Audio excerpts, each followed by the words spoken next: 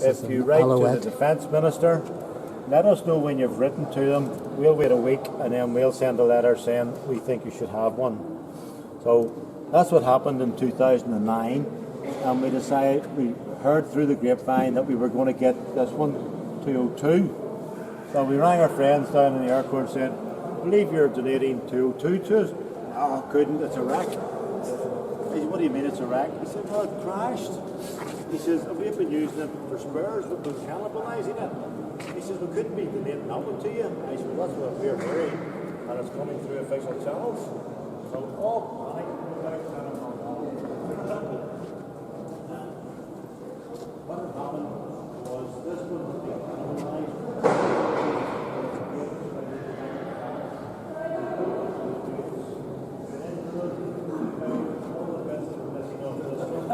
To make this one complete again.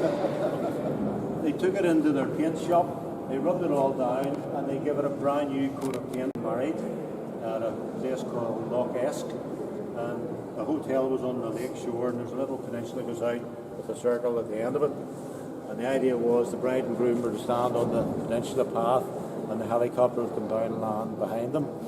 Well, we've actually traced the photographer and got a copy of his photographs. So there's the bride and groom, beautiful standing, when you see the helicopter appear behind them.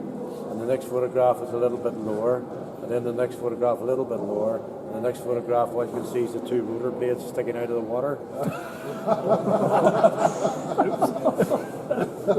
The official inquiry noted cause of accident unknown.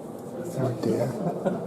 So what happened was the guy who was flying it, the guy on this side was hanging out the door, obviously saying, down a bit, down a bit, down a bit. Watch him when the tail went into the water, and it just went in and had a splash. Pretty badly damaged. This was completely stove in.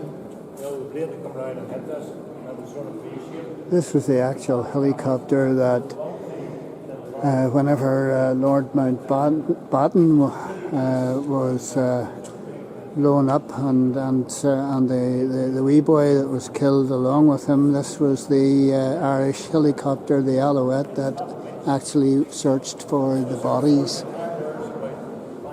offshore. And we wrote them and said, could you send us a winch? Because we have an Alouette, but with no winch. And they sent us the paperwork, and they rang us up and said, So French manufactured Alouette used by the Irish Air Force.